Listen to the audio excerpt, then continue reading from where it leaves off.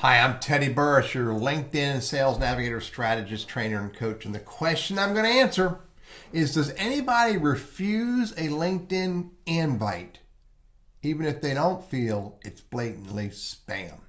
But before I answer that question, hit that subscribe button because I'm going to create more content on how to use LinkedIn and Sales Navigator as business tools, and I do this to help you.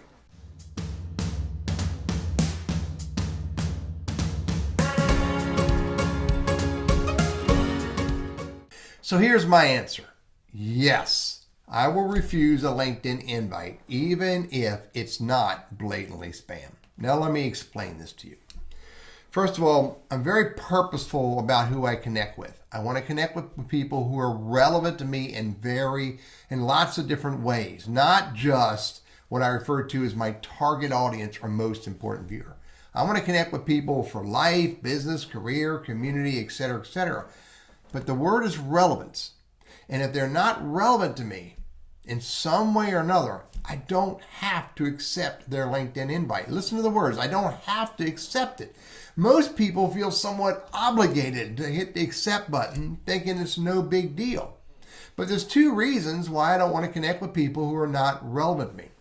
Number one is it makes my LinkedIn network less relevant. And I want my LinkedIn network to be really relevant to me in lots of different ways. I don't want it filled with people who aren't relevant to me, who I can't bring value to, or they can't bring value to me with our direct engagement. Number two, why I don't want to connect with people who are not relevant to me. I don't really have to. That's really the power of LinkedIn. I don't really have to. Let me explain to you why I don't have to. And that is because once they message me and I message them back, for all intents and purposes, we're connected. We have started a dialogue online. So they have access to me if they want to message me again and engage me in a conversation. Furthermore, if they're smart enough, they can find me on YouTube, on Quora, they can find my blogs, they can find me anywhere they look for Teddy Burriss and get to me in lots of different ways besides just LinkedIn.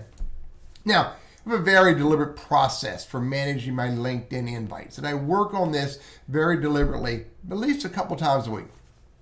Number one is I look at the invite, and if I'm not sure who they are and they didn't tell me the reason that they want to connect, a meaningful reason, not just I'm trying to build my network, then I respond back to them and I ask them to tell me why they want to connect. How can I help them? I also ask, how did they find me? Because I like to know how I'm found online. And they get 1 week to respond to that question, that message I send to them through LinkedIn. They get 1 week to respond to that, or I don't accept their invite. Now, here's the second part about managing my invitations. If for some reason or other I don't want to accept their invite, then I invite them to follow me. I invite them to follow me on LinkedIn, YouTube, and Quora. And again, because we've already engaged through LinkedIn messaging, they have access to me through LinkedIn messaging. And when I invite them to follow me, they have access to my content. So when I post content on LinkedIn, they have the opportunity to see it. So I don't have to accept every invite, even those that are not blatantly spam, which is pretty easy to ignore because of the ideas I just shared with you. So think about that. Think about not accepting invites, every invite, and think about inviting the people who want to connect with you, whom you don't necessarily see a need to hit that accept button. Invite them to follow you. You'll see I have almost 22,000 followers because of that philosophy. I'm Teddy Burriss, your LinkedIn and Sales Navigator strategist, trainer, and coach. And I hope these ideas are helpful for you.